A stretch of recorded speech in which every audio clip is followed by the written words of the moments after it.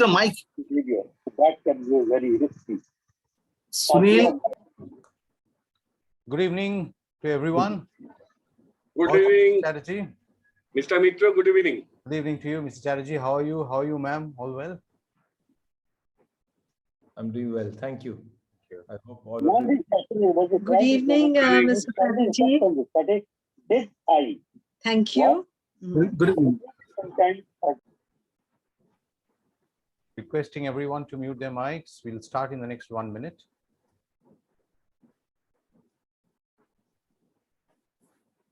Are these, am I speaking with current students of the Calcutta Business School? Yeah, there are current students, the budding students also as well, ex-students also as well. They're joining, they will be joining very shortly. They're joining.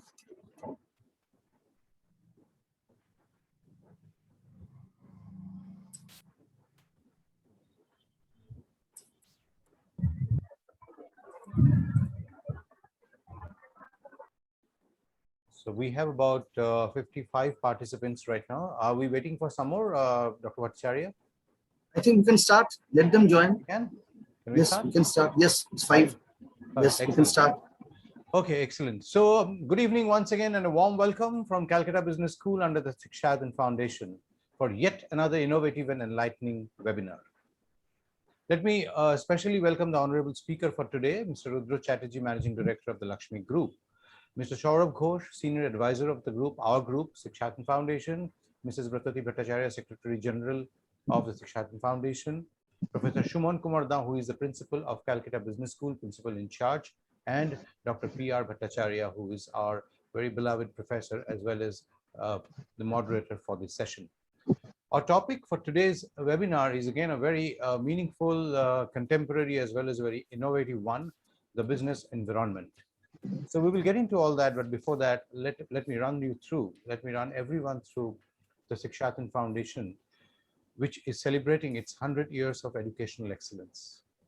Sikshadhan Foundation is the apex body which establishes, administers, and manages the education institutions like Marwari Balika Vidyalaya, which was established in 1920, the Sikshadhan Foundation School, the Sikshadhan School, 1954, the Sikshadhan College in 1955, and last but not the least, Calcutta Business School in 2008.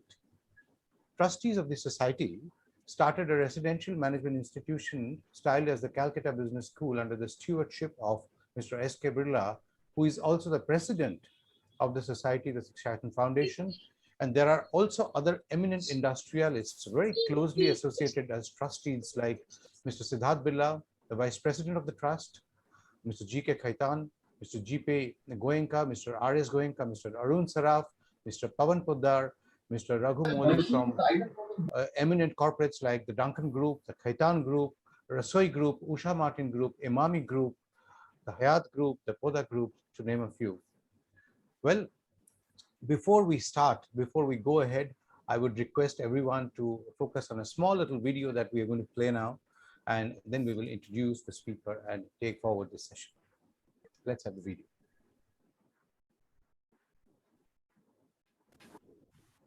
Excelling is your essence, then you are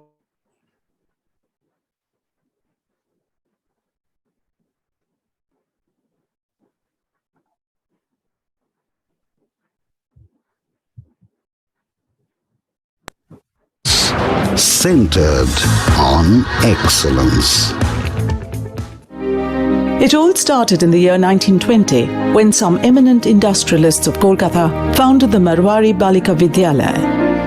Later, in 1954, Sri Sikshadhan School was founded, and in 1955, Sri Sikshadhan College came into being with the objective of further propagating quality education to girls. All these institutions have continued to excel under the management of the Sikshadhan Foundation.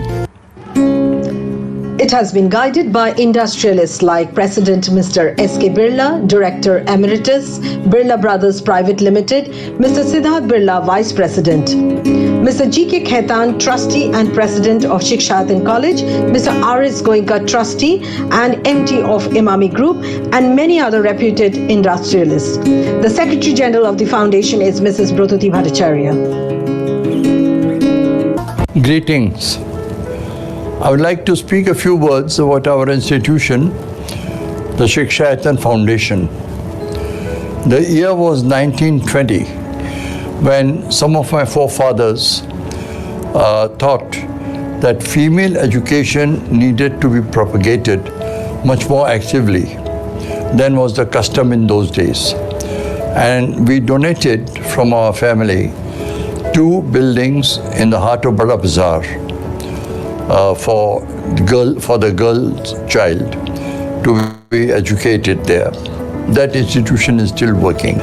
The latest addition to our bouquet of institutions has been the Calcutta Business School, which was started a few years ago on a 15-acre plot of land and not very far away from IIM Calcutta. Calcutta Business School offers an AICTE approved, autonomous, 2-year full-time residential program on postgraduate diploma in management, majoring in subjects like finance, marketing, IT, operations, and human resource. But it's the unique cluster of courses that sets it apart. Interactive and intuitive games like management game and stock market simulation game. It also puts heavy emphasis on data handling and business analytics and uses databases and software like CMIE Prowess, MetaStock, R, and SAP. Kolkata is the city of joy. It is the cultural capital of India, a city which has its soulful embodiment of culture, love, mystery, respect, and enthusiasm. A city that upholds a perfect juxtaposition between the old world and the modern one. It has given us many Nobel laureates over the years. It has iconic institutes like the Calcutta University, the National Library, Presidency University, Bishwa Bharati, IIM Calcutta, and many such legendary institutes. Calcutta Business School's AICTE approved PGDM program is carrying forward this rich legacy of Kolkata. Well, that was a small video from our end. Now to the chief speaker, very honorable speaker for this evening, Mr. Rudra Chatterjee, who is the managing director of the Lakshmi Group and chairman of OBT. Lakshmi is one of the world's largest tea producers, making about 30 million kg of tea from 25 estates in Darjeeling, India, and in Rwanda. Makai Bari was acquired by Lakshmi in 2013, which produces some of the most famous teas in the world. OBT, founded in 1920, is India's largest carpet company that serves global customers. In 2016, Rudra founded Manor & Muse, a UK-based furniture company that is rapidly gaining customers in the US and Europe. Rudra is director of Lakshmi Township as well. He is an independent director of West Bengal Industrial Development Corporation Limited, Bishwa Bangla Marketing Corporation Limited, and Haldia Petrochemicals Limited. Prior to this, he was a management consultant at the Booz Allen Hamilton's New York's office and received his MBA as a Dean's List student from Columbia Business School. He is pursuing advanced management program of University of Oxford. Rudra is an adjunct faculty at IMI and is a guest faculty in IIM Calcutta. He writes operational education columns, op-ed columns they are called, for the Statesman, and is a guest columnist for the Telegraph. He is a TEDx speaker and was awarded the Young Entrepreneur Award by the Chief Minister of West Bengal in 2018. Rudra received the Huron Industry Achievement Award in 2019. Rudra also served as the president of Indian Chamber of Commerce in 2018 and 19 and is currently serving as the chairman West Bengal for FICCI. Rudra volunteered in Clinton Global Foundation in New York and at the Grameen Bank in Bangladesh as well. He is certified, he's a very certified wine tester and has trekked Kilimanjaro, Stokla and Sandakpur, to name a few. I welcome Mr. Rudra Chatterjee for this session, and I also welcome our own Dr. Pinaki Ranjan Bhattacharya to moderate this session from now while I hand this over to him. Thank you very much. Thank you. Thank you, Mr. Mitra. Good evening, ladies and gentlemen, to this webinar today. As already Mr. Mitra has said, Mr. Rudra Chatterjee, who is such a distinguished person, I have the honor to take this webinar forward for him. Mr. Chatterjee, the first question which I would like to ask you is, describe yourself on a journey which you have traversed all this way in a very short way. We would like to hear it from you. Thank you. Mr. Chatterjee, yeah, please. Yes. Bhattacharya, thank you for having me. And I'm very happy to speak with the students. I hope your families and their families are doing well during this very complex time. And when I was told, although I didn't get a lot of time, but I decided to make a short presentation that I'll share about what I think, this time, if we call it the new normal, what it brings. My own journey is, I was born in Calcutta, studied till I did my school and college in Calcutta. And then I went to Mirzapur, where I helped OBT in production of carpets. And I saw a different part of our country. I saw the villages and how people in the villages lived and worked. After a bit of time doing that, I went to United States and worked briefly, and then joined Columbia Business School, did my MBA, and then joined a management consulting firm called Booz Allen Hamilton, where I had the opportunity to first work with healthcare companies, including with CDC, and then with Pfizer, Bristol Myers Squibb, Eli Lilly, and a few other. And then I started focusing on the financial sector companies, starting with Wells Fargo at that time. I came back to India and worked with OBT. The business conditions at that time, which we felt was going to be the biggest change in our lives, the financial crisis of 2008, is when I started working in OBT. The customers were changing dramatically, the way they bought. The sense of social accountability, the sense of environmental stewardship, those became more of a factor from that time.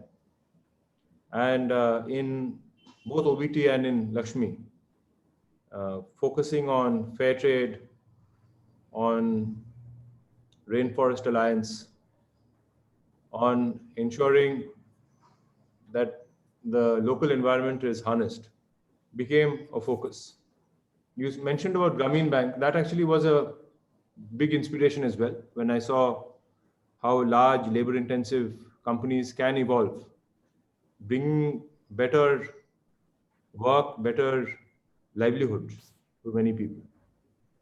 So, but it's a good opportunity today to speak with the students on not about me, but about them and their opportunities.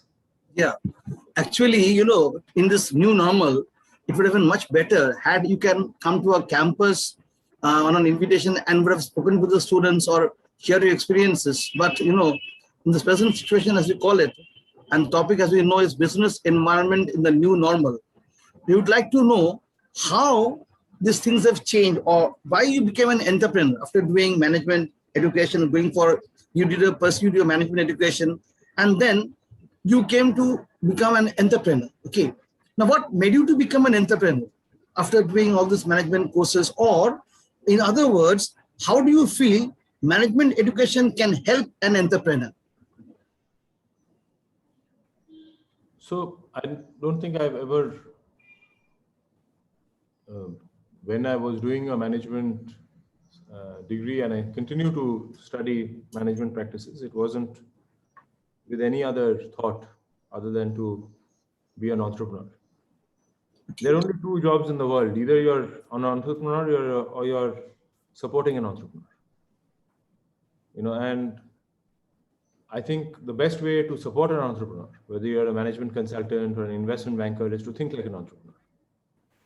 So whether you're being an entrepreneur, you're buying a company, selling a company, financing a company, marketing for a company, the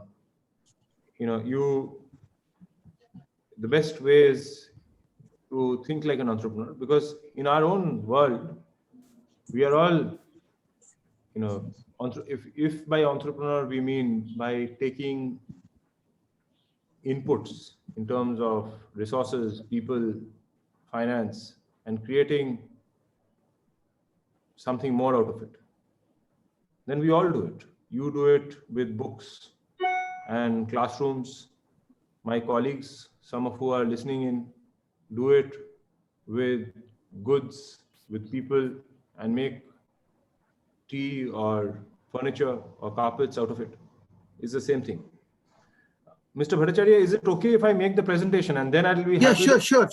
You can do it. Yeah, sure. I would love to hear questions from the students, which it's great if you can ask me the questions the students have. Yeah, definitely. I will ask you questions. I mean, it will be an interactive session, but you can present it right now. You can share. While I present, the students can type in the questions and then you can ask. Okay. I mean, you can present it here. I mean, you can share it and do it. Want to go for presentation, right? You can do it. Thank you. So I would request everybody to go on mute if it's okay, so that there's no disturbance during the presentation. I'll share my screen. Yes, please. Yes. So, yes, we can see it. Yes, you can carry on. So the question that I was asked to speak on is on the business condition in the new normal, which by nature is prophecy in terms of predictions. I'll just like to remind the students that we need to be very humble about predictions,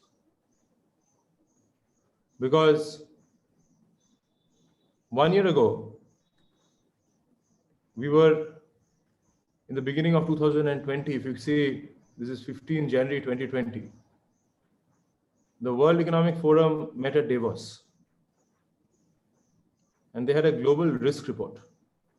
I was actually on a flight coming back when I sat in the flight with several of the academics and speakers who were going to that World Economic Forum event. And these are the risks that they spoke about. This is a report for the last 13 years.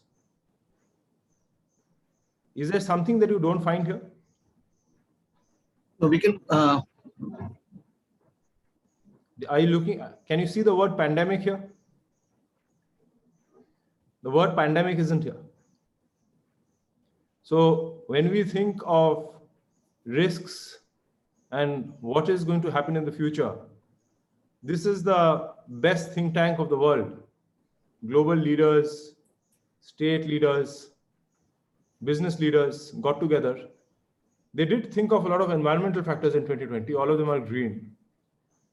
But nothing that happened that shook the world. So when we are thinking of, it is very easy to come to you and talk about what is going to happen to the landscape going forward. But don't believe it, because most of the time it doesn't pan out. So when we are talking about how we deal with the new normal, let's not assume we know what the new normal is going to be. What were we talking about? What were elections being fought on? There was a Mexican wall that Trump wanted to build and started building. But no wall is high enough to stop the virus.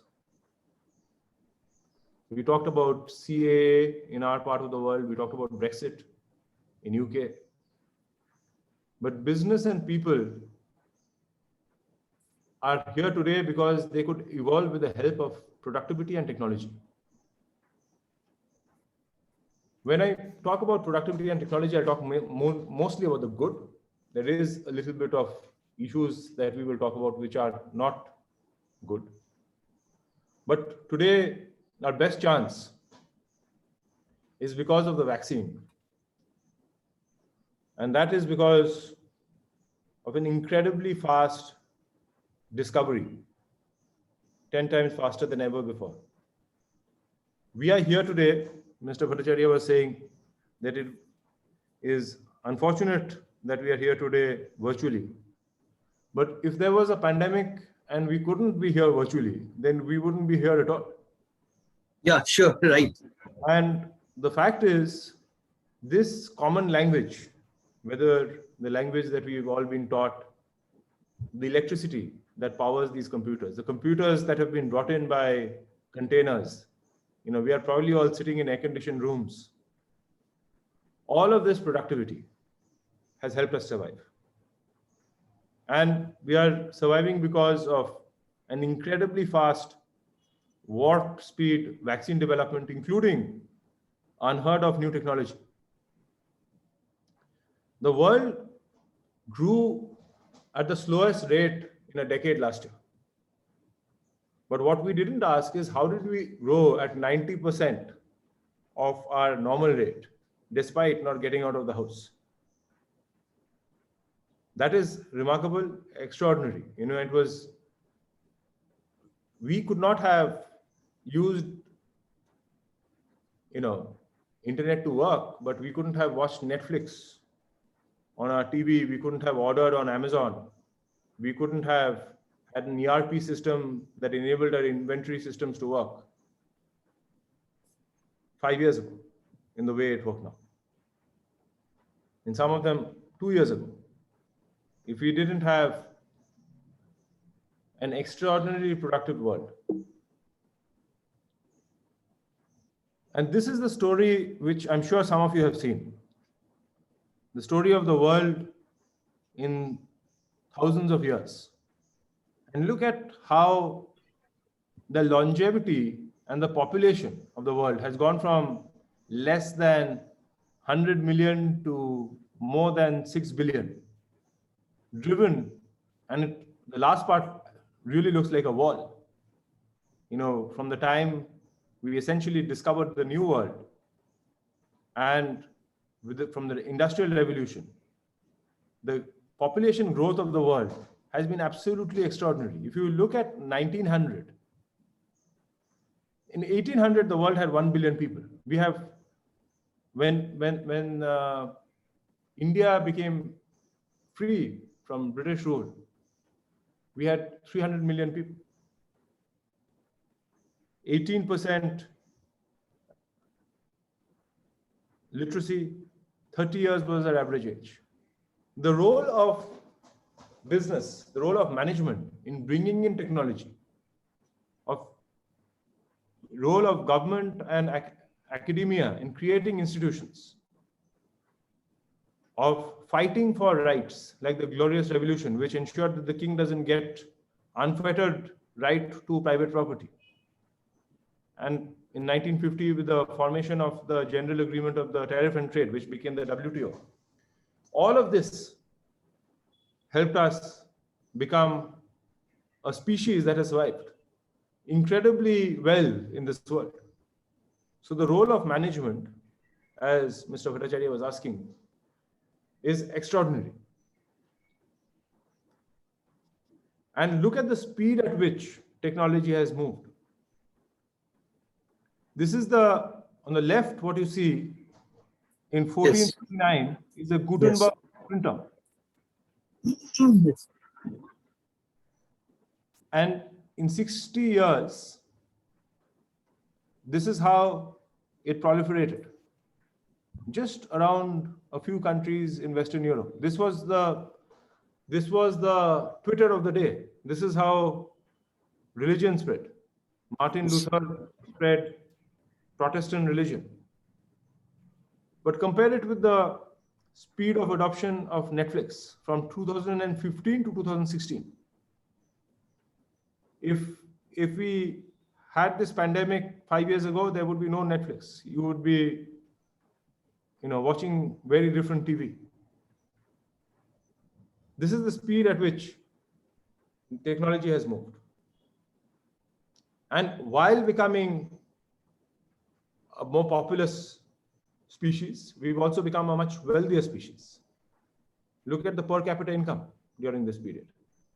Look at the per capita income in mid-1950s to now.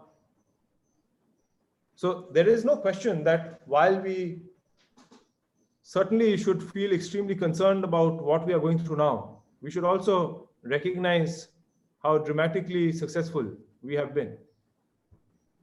But can we sustain it? As students of management, you should remember these two pictures: the cold versus the hot world, the snowy versus the muddy Himalayas. And how many of us will benefit? During this pandemic, only the very high income earners have not been hit. The only growth has been in the very poor in India. I don't know whether you've seen this data, Mr. Bhattacharya. It came out in Financial Times. Yes. The poor has grown by 70%. And when you look at around the world, it's not just in India, around the world, it's only the top 1% that has captured 27% of the growth of income. Right. So I'll end with this page in thoughts that as we are getting out of this pandemic, what does it mean for you as students getting into the job or students who've just got into a job? Whether you've been doing it as an entrepreneur or you're working with entrepreneurs. It may be, and we can expect, like just after the First World War, that period 10 years before the Great Depression was called the Roaring 20s, because there was an incredible economic growth. We can be confident of an incredible rebound in economic growth, at least in most of the countries around the world. United States is already witnessing it. You can see China is growing fast. United Kingdom, after having reduced its GDP growth, the highest level in 300 years, is now roaring back. Yes. But as a manager, that will not touch you unless you can live in a much more complex world. Because will you be able to manage? It was relatively easy to manage a workforce, all of you working in the same office, where you can see everyone you work with. Will you be able to manage a remote workforce? How easy is it for teachers to teach a remote student body? Will you be able to manage a remote workforce who are essentially not working for you? They're gig workers. You're paying them by the hour. And where your customers are basically tweeting on social media about the experience of the product. So are you ready for that? Where every time the product doesn't work, it will be on Facebook. And you will have to work with people who don't work for you and you're not sitting in the same room. Are you comfortable with your business going online? What I call format invasion is essentially you go from small mom and pop stores to large chains to online to whatever the new format. What we saw with that Netflix chart is things are changing very quickly. the formats will change very quickly. Are you ready to change with the format? As management, we will have a lot more on our plate. And how will you defend your competitive advantages in that environment? Which institutions would be robust with everything collapsing around you? Which banks will be robust? Which states will be robust? Where will democracy strengthen and weaken? Where will capitalism strengthen and weaken? What product or service will become a public good suddenly? Today, we saw that, as something runs out from society's, society needs something and it runs out, it can be nationalized. Vaccine patent, industrial oxygen. You saw how things become public goods. There will be different things that will become public goods because of the raging inequality and great need. How aligned will your business be? To a culture that we heard Mr. S.K. Birla talk about, to your purpose in executing it with a team. And what will be your strategy against climate change be? From consuming more to making sure more people consume to protecting lives. And in terms of inequality, when we think of inequality, you might think that as long as you are in the top 1%, it doesn't matter to you. But that is not the case, because what will happen is the 99% would be your customers who wouldn't buy from you. If you read about the Great Depression, one of the drivers of the Great Depression was high productivity in agriculture, which reduced the farmers' demand. So during this time, especially in the middle of the pandemic, I don't need to tell you that while you have to be efficient, you also have to be anti-fragile, because many business systems have just crashed. So what kind of a leader will you be? My question to you, while wishing the students well, is you will craft the future of this city, of this state, of the country, of this world. I hope you will do it with confidence, empathy, with efficiency, and with tolerance. Thank you, Mr. Bhattacharya. That was my presentation. It was very nicely, presented. The points which you have mentioned. Yes, you're very right that, in this pandemic situation, things have become, gone haywire at certain point of times. The services sector particularly has seen a lot of changes, which will definitely agree, right?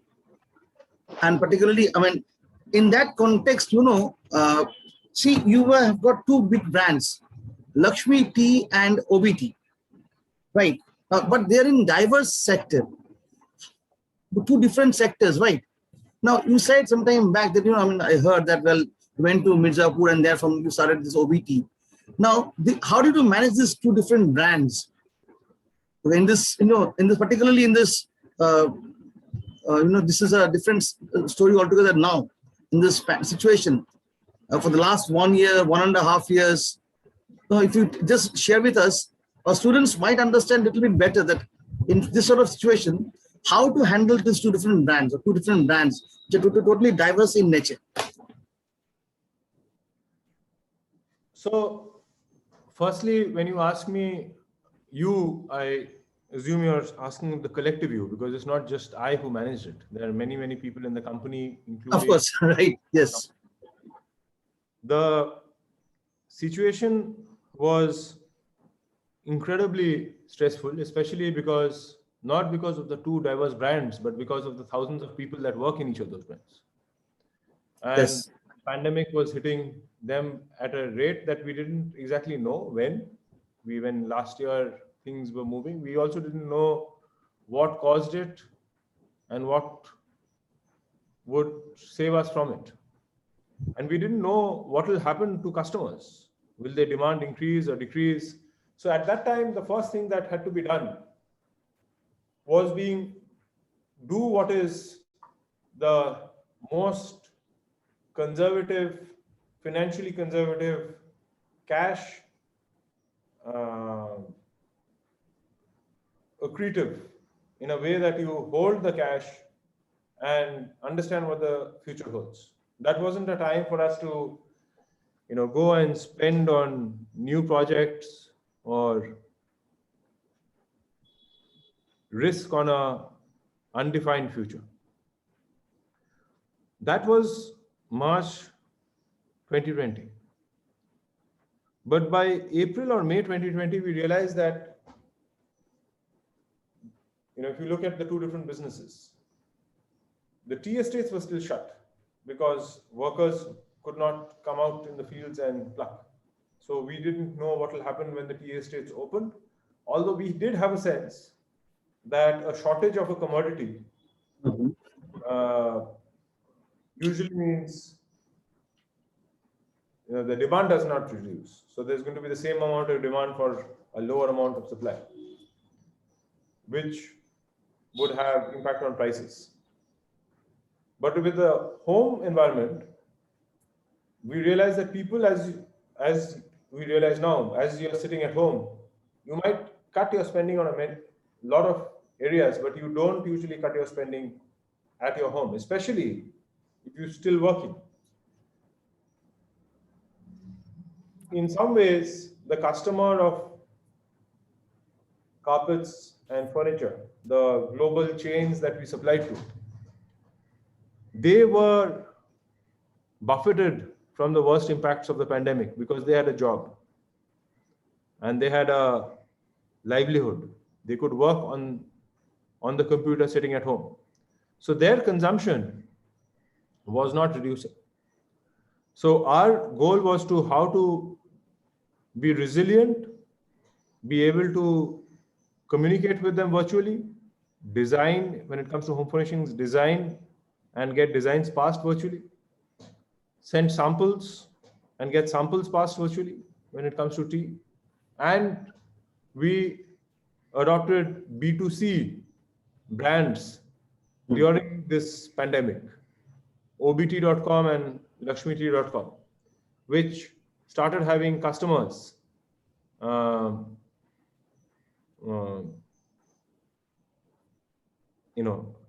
within the pandemic. We weren't able to deliver on day one, but as soon as we were able to deliver, we saw increased demand from the customers. I hope I answered the question. So, Mr. Chatterjee, can you just be a little louder? People are not able to hear you properly. The voice is getting cracked in some places. That's what they're telling me at some point of time. Okay. Please continue. Please continue if you don't mind. Yeah. Okay. Am I audible now properly? Is it okay? You've been audible the whole time. Okay. Now, as you said, that there are two different brands. You have to think of people. One is a tea industry. The other one is a carpet industry, which is very labor intensive, right? Now, there were issues, or there were a layer of fears regarding political issues or economic issues. Economic issues I've already described a little bit. There were political, social issues which were also there, right? How did you tackle those problems in this new normal? Because it was a hilarious change, in the market. It was a total change in the market system, a total breakdown of the old age system which we had seen over the last so many years. A small virus came and just snatched away everything from us almost, right? Our preconceptions or whatever, right? So how did you change those? How did you adapt to those changes? It got very difficult. So if you can kindly share with us. I don't think there was any, economic factors I talked about. I think in terms of social aspects, the main social aspect was making sure that the workers are safe. Okay. And our focus was to ensure that while we have the workers work as companies, we try to work with the government in ensuring that all the protocols are followed. And as soon as possible, make sure that the workers are out of any harm's way. It was easier to do in offices because virtual work was possible, but that didn't prevent people from catching COVID. Many people got infected. And then in terms of inside the weaving belt. Although the first wave was not too bad, in the second wave, when it hit the rural areas, it was much more devastating, and we are living in it. We are at the peak at this time. So I don't know how things will pan out eventually, but I can only say that as companies, they are part of the company, and we are dealing with them as well as we can under the circumstances. Okay. Now, but didn't have any other issues? I mean, political unrest, or thinking of losing job or having problems, how to deport, how to get them back to their places, place of origins and all that. You had those problems, right? Were operating, the people were coming back to those areas. Like for example, in Assam or in Eastern UP, people were coming home from other parts of the country. Okay. So we just had to make sure that they, especially in the tea estates, that they don't come and join their families straight away, but they are isolated first, tested, and then join the families. So that there was, I don't know whether I answered your question, but that's my answer. Okay. But on the other side of it, you have been crowned by the government of West Bengal as a young entrepreneur, right? How did you feel about that? What is about your? What plans you have to contribute to this? People say that West Bengal is not a growing state, to promote of the state. We hear this very, very often from different kinds of people, right? But I think, when a person like you is being conferred with an honor like this, it is definitely a point, where we should, it's a point of, of appreciation for all of us, probably, for you, right? Now, how do you see about it? How do you think about it? I think the opportunity of a state differs from state to state. I think the opportunity of West Bengal is different from opportunity of Maharashtra or Karnataka. And we have to understand what the opportunity is. When you look at West Bengal, I look at a state which is a dense consumption state. More than 90 million people, more than 300 million people in a radius of 500 kilometers, all aspiring to be middle class.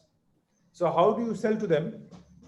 How do you build businesses that take their talents into account?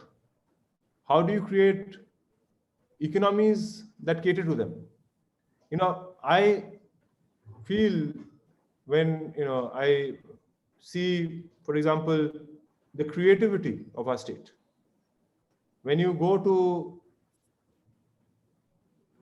Durga Puja and you see different formats in which our amazing culture is displayed, and you think of the industries of the future, education, entertainment, media, and you think of the consumption centers of the future, I think West Bengal is significantly benefited by both. And as a business person,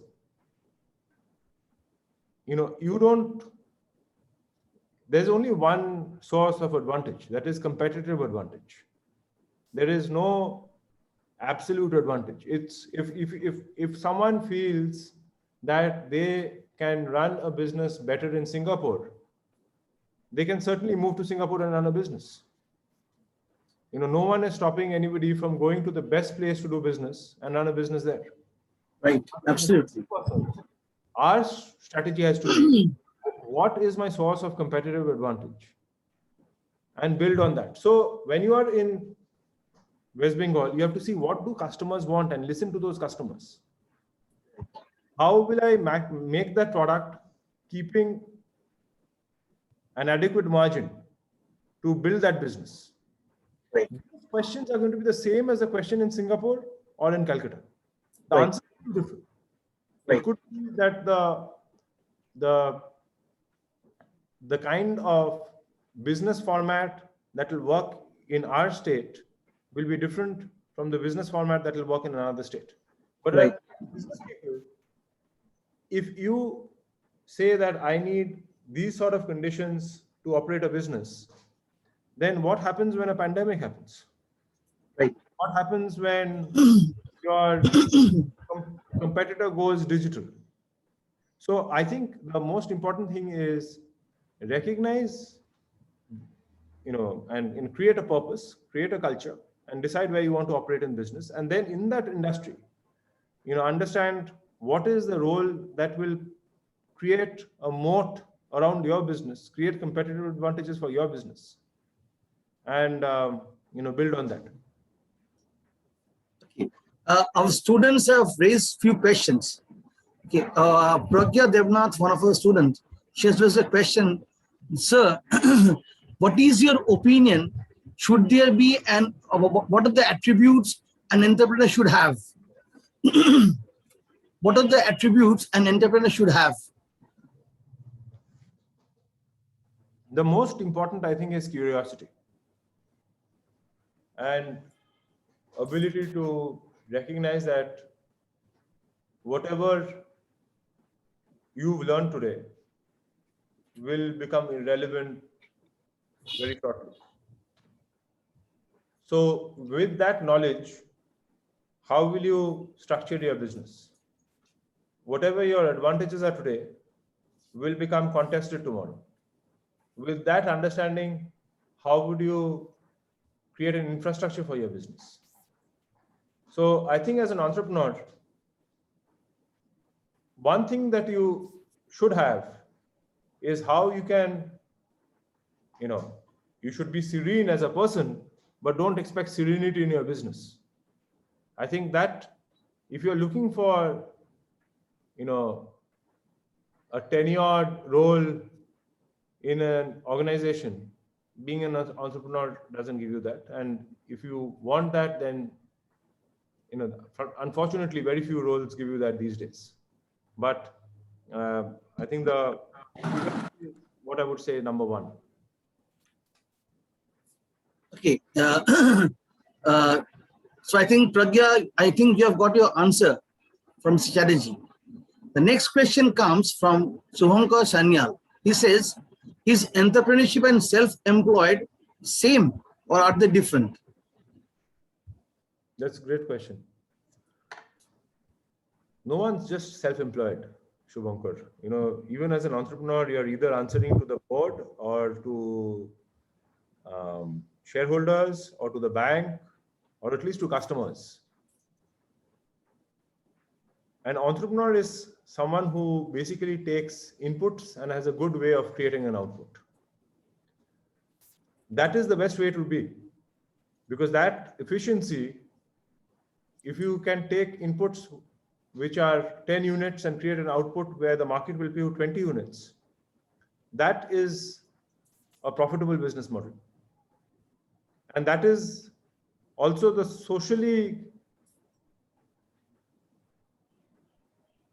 is a sustainable business model, because if someone else is using 15 units, that's worse for the planet. If you can make do with 10 to create a 20 unit product. So as an entrepreneur, your job is to bring the best people, the best products, the best customers, the best sources of finance, the best logistics together that you can afford, and create the best product for the moment. Okay. Another point which has come to my mind is, what are the opportunity cost in a service-oriented business and in a product-oriented business? And which is better for an organization to grow? Sorry, you are asking what is the difference between the opportunity? No, not exactly difference. You see, there's an opportunity cost in both services industry or in service and also in the product, right? Now, how this is leveraged? How this is leveraged in case of an organization to grow further? Because we are having two different industries, so it might be can give a better answer for this. The two fastest growing and largest publicly listed companies in the world are Apple and Amazon. Right. Apple is a product-oriented business. Amazon is a service-oriented business. Right.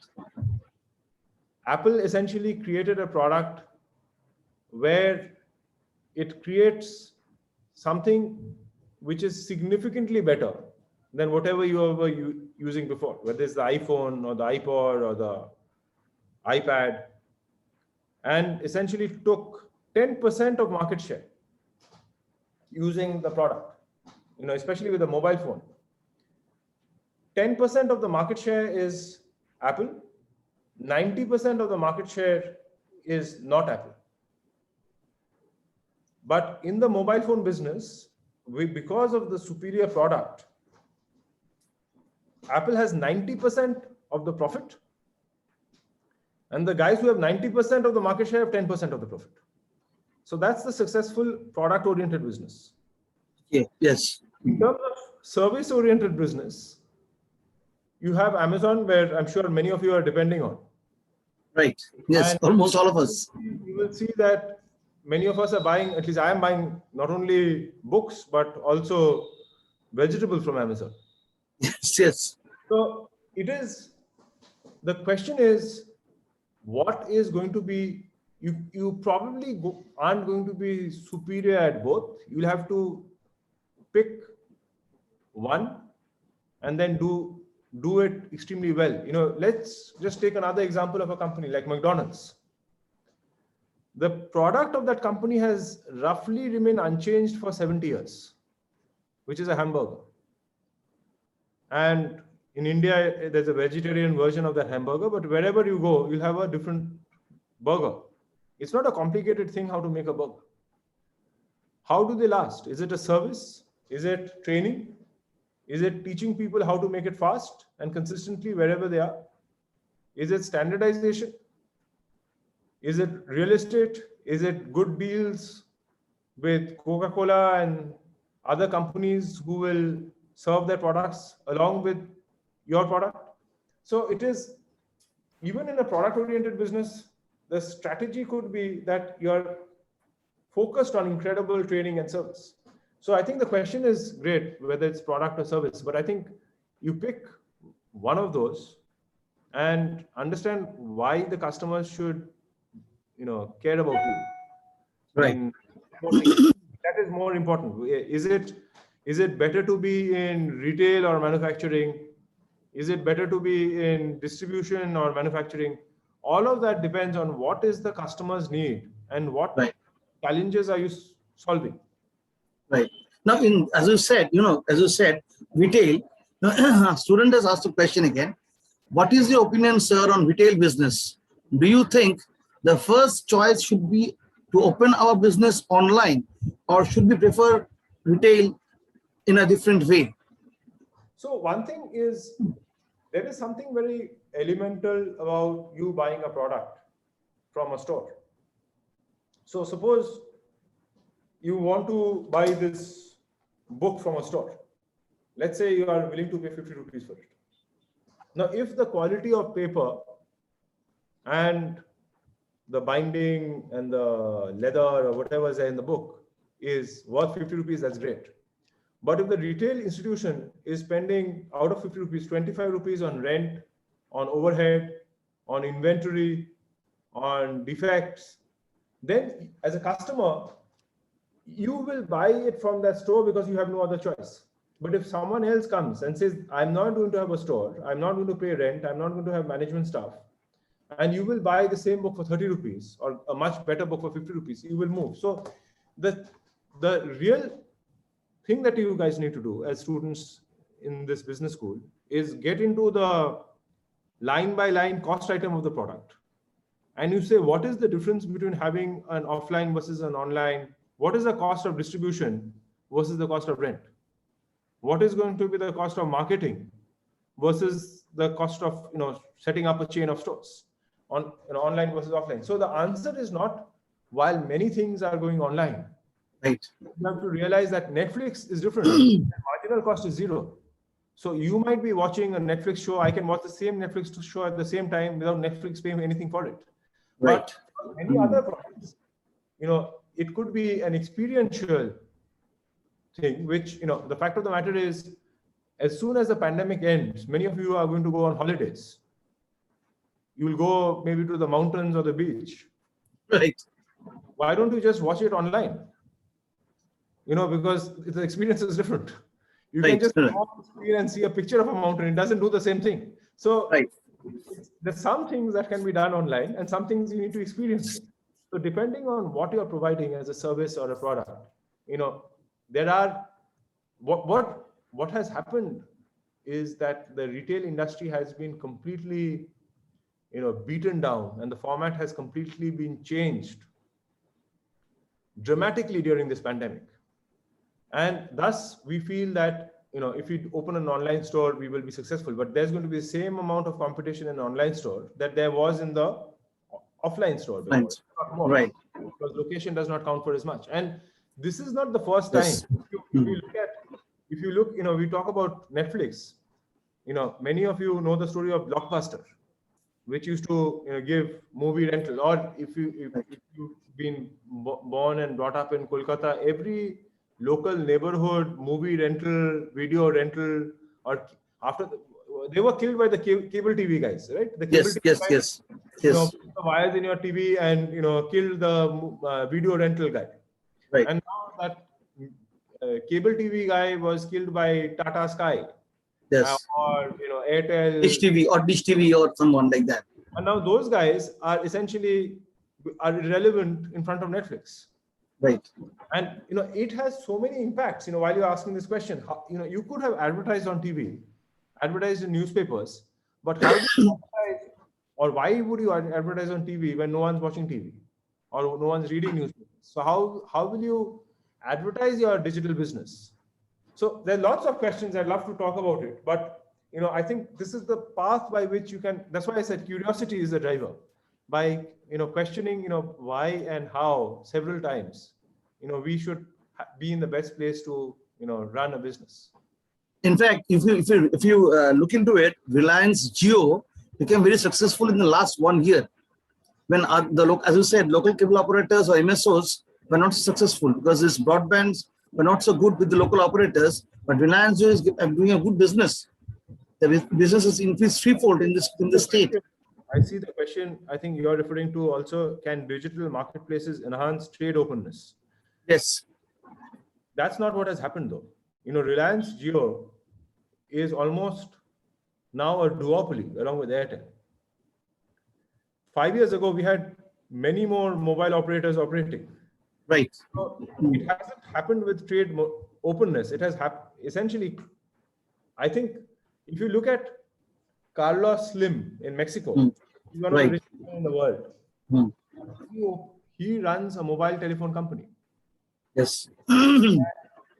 It was impossible to make money in India, but consumers loved it, right? Because everybody had a mobile phone, it was very cheap. Now with that is going to change. Right. Especially if that same mobile phone is now going to, be your bank, be your shopping cart, be your, video, everything.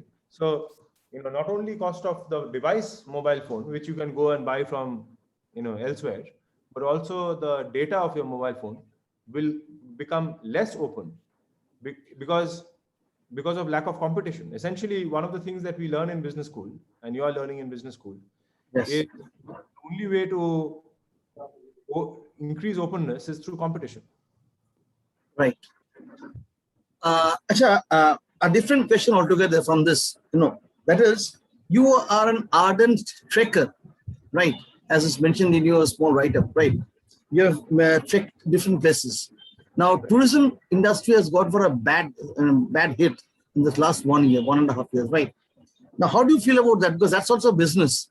The tour operators have lost their entire business to a certain extent. Now, how do you think that can revive in the next few years or few months once the pandemic is over? Or how should they operate? Certainly revive. There's no question about it. The only question is what will happen to the guys who have already died? Yes. So that I'm not answering that question, but to answer the question on how the guys who will, continue to survive, revive, I think they have a very good industry in front of them because we've learned that we can live in a beautiful place and work. So why do you want to come back to your office on Monday? And why does the office employer want to pay for rent for every day. So I think there will be a way that people will be, in some cases, in some businesses, working more time outside office, and hopefully tour operators will benefit out of that. Now, that of course is for leisure tour operators. For business tour operators, they have to change the model completely. I think for sales conferences and those kind of things, all of that will be virtual. No one needs to regularly go to sales conferences. So I think many of these business-oriented properties will have to welcome local people from their own cities to come and work. People who don't want to spend on office space, for them to use hotel rooms when they need. Some of WeWork. I do not know how it will pan out and where the opportunities would be. But one thing is, there's certainly going to be significant change, and we must keep looking out for those changes and continuously adapt to meeting the customer needs within those changes. Who would have known that the most important thing in a car would become software? Where today it already is. If you're in a different city, it's GPS, but tomorrow, that GPS will be a driver. Right. Yes. So, we will, like tour operators, automotive companies, like, for example, we are talking about, energy, right? Where we have massive power utilities, government and private owned, in different cities of India.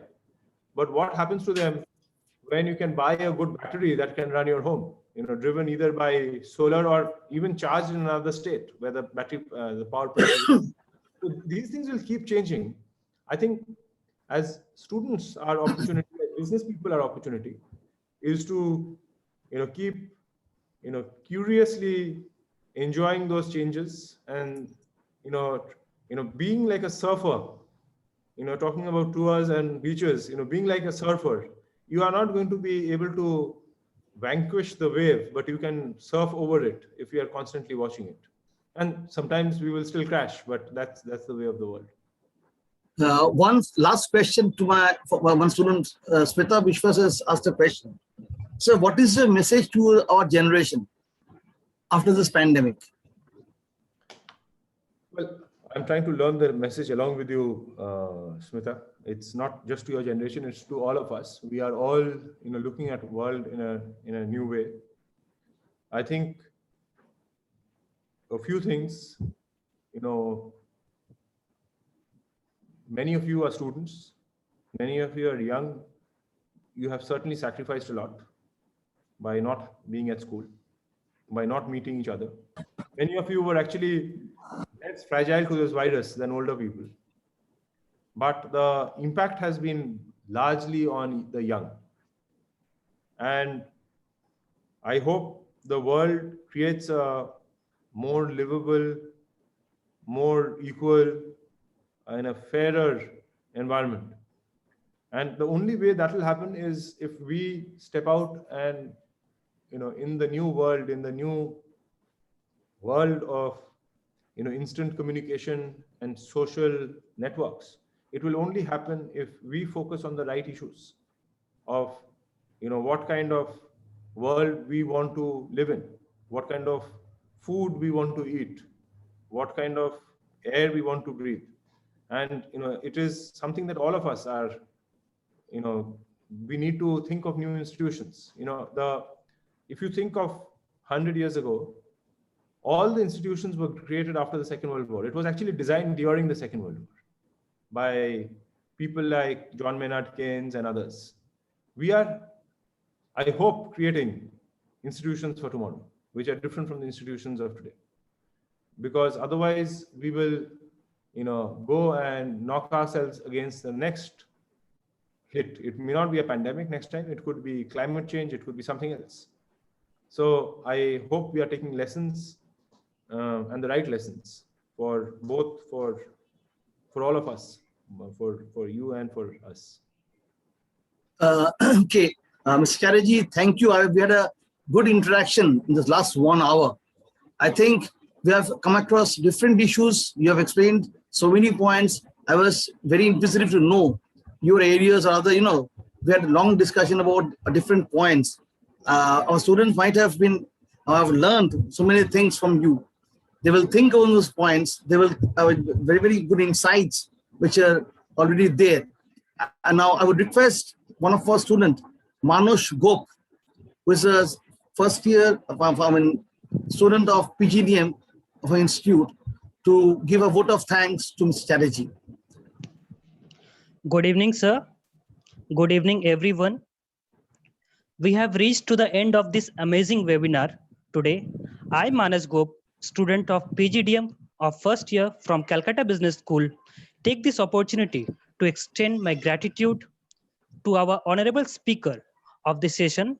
The webinar has taught us many insightful issues which we have learned in the last 1 hour. I would also like to thank our Professor Pinaki Ranjan Bhattacharya sir for moderating this wonderful session. I, on behalf of Calcutta Business School, would like to invite Rudra sir to visit our campus once the situation is normal and share more of your experiences. I would also like to thank our core committee members, Saurabh Ghosh sir, Secretary General, Mrs.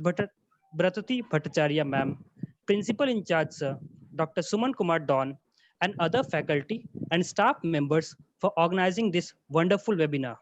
We end this day with a positivity and hope. I wish all of us to stay safe and secure in this pandemic. Thank you. Good night. Thank you, Manas. Thank you, Mr. Chatterjee. Stay safe. I mean, that is more important for all of us. And Mr. Chatterjee, along with Manas, I also request you and invite you visit our campus once this pandemic is over. We can have you in person in our campus to share our thoughts and your knowledge and experience. Thank you so much. Thank you. Thank you. All best wishes to all. Good. Yeah. Thank you. Stay safe. Stay well. We break loose now. Thank you. Good night to all of you. Good night, sir. Good night.